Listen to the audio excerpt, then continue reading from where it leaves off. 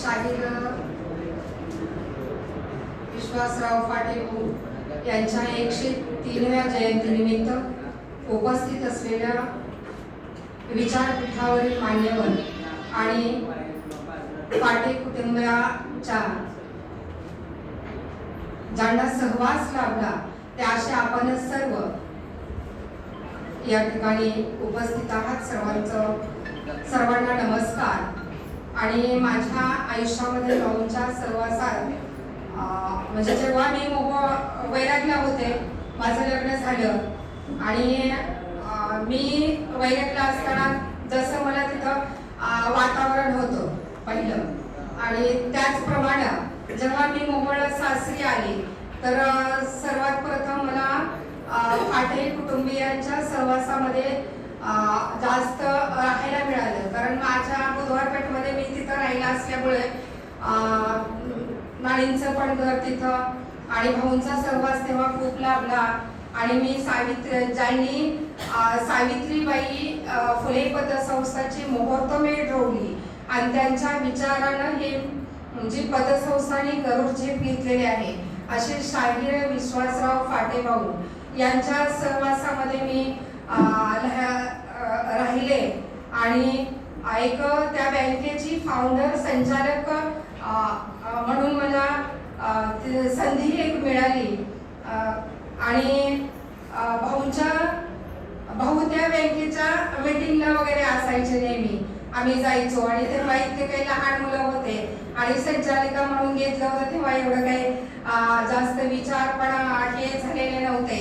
पण भाऊंच्या सहवासात असल्यामुळं आम्ही जेव्हा त्यांच्या कुटुंबामध्ये माझा जवळचा संबंध आला आणि भाऊंना नेहमी वाटायचं की महिलांची प्रगती झाली पाहिजे, महिला चूल आणि मूल न राहता महिलांनी पुढे यायला पाहिजे. म्हणून त्यांनी ज्या महिला आम्ही त्यांच्या सुना वगैरे नाणी असतील, मीणाबहिणी असतील किंवा मंगलबहिणी असतील तर त्यांना सुद्धा शिकायसाठी प्रेरणा दिली. आणि आमच्यासाठी सुद्धा आम्ही जे सहवासात होतो त्यांना सुद्धा भाऊंनी खूप प्रेरणा दिली.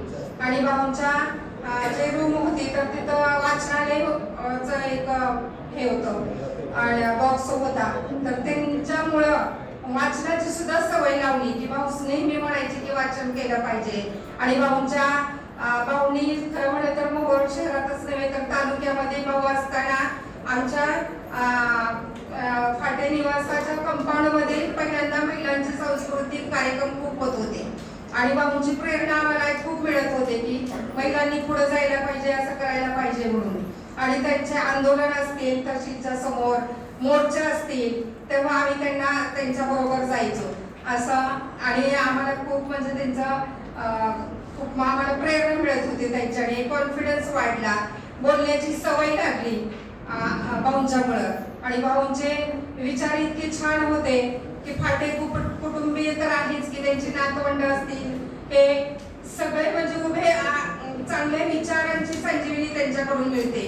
पण भाऊ एक म्हणतात की गुड असतं ते जर त्यांचे जे फांद्या आलेले आहेत ते सगळेजण आणि त्यांच्या सहवासात आलेल्या सगळ्या व्यक्तींना असे चांगले विचार मिळतात याचा मला खूप अभिमान वाटतो. आणि फाटे कुटुंबाचा कोणताही कार्यक्रम असू दे मी तिथं असते, कारण त्यांच्या इतके चांगले आपल्या मोहोळमध्ये घेत नाही जसे व्याख्यान असतील हे असतील ते सगळं म्हणजे मार्गदर्शन मोलाचं असं मिळतं.